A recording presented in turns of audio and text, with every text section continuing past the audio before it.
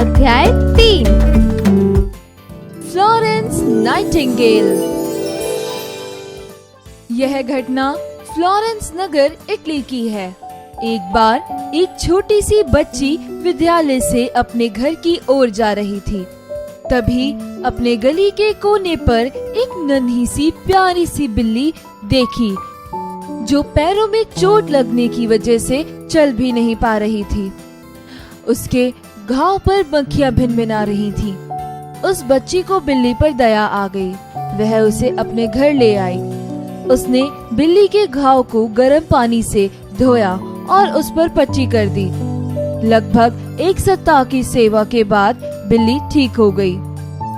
आप जानते हैं कि उस बिल्ली की सेवा करने वाली बच्ची कौन थी? करुणामय बच्ची का नाम फ्लोरेंस नाइटिंगेल था। फ्लोरेंस नाइटिंगेल बचपन से ही भावनापूर्ण किस्म की महिला थी, जिसका हृदय बहुत कोमल था। किसी को दुख में देखकर उनका मन भी दुखी हो उठता था। किसी रोगी को देखकर वह शीघ्र उसकी सेवा में लग जाती। जैसे जैसे उसकी उम्र बढ़ती गई, तो बीमार और रोगियों की सेवा करने को ही अपना उद्देश्य बना लिया। उन्होंने मन ही मन नर्स बनने का निश्चय किया।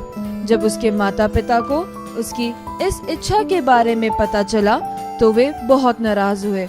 उन दिनों फ्लोरेंस के घर वालों ने उन्हें नर्स बनने के लिए मना किया, क्योंकि उन्हें यह काम पसंद नहीं था।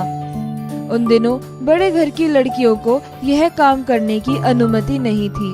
जब फ्लोरेंस को अपने माता पिता से अनुमति नहीं मिली, तो वह हताशा से भर गई। अंततः माता पिता को उनकी दृढ़ निश्चय के आगे झुकना पड़ा। फ्लोरेंस अपने काम के प्रति इतनी आतुर थी, तो उन्होंने अस्पतालों में जाकर नर्स का कार्य किया। उनकी लगन को देखकर फ्लोरेंस को लंदन संस्थान का अध्यक्ष बना दिया, जिससे उनकी प्रशंसा होने लगी।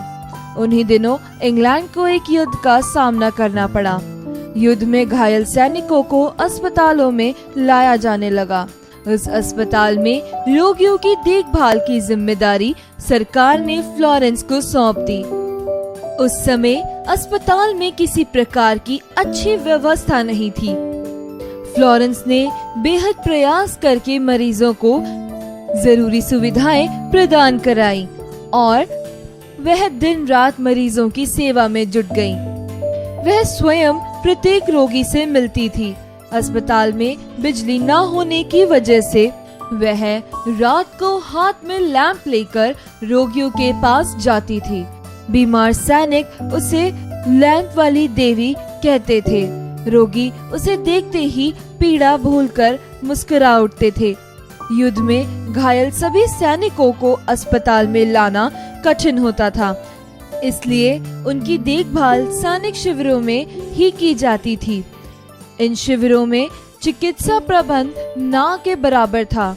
जब स्वयं फ्लोरेंस नाइटिंगेल युद्ध के मैदान में गई, तो वहां उन्होंने शिविरों में सैनिकों की चिकित्सा का उचित प्रबंध किया। दिन रात लगातार काम करने के कारण फ्लोरेंस का शरीर कमजोर होने लगा था और वह इंग्लैंड लौट आई। किंग एडवर्ड, जो उस समय इंग्लैंड के शासक थे, उन्होंने फ्लोरेंस को सार्वजनिक रूप से सम्मानित किया। उन्हें पूरे संसार में फ्लोरेंस नाइटिंगेल के नाम से प्रसिद्धि मिली। फ्लोरेंस नाइटिंगेल का कहना था कि मनुष्य की सेवा ही भगवान की सच्ची सेवा है। 13 अगस्त 1910 को 90 वर्ष की आयु में फ्लोरेंस का निधन हो गया। आज समस्त विश्व उनका नाम बड़े सम्मान के साथ लेता है।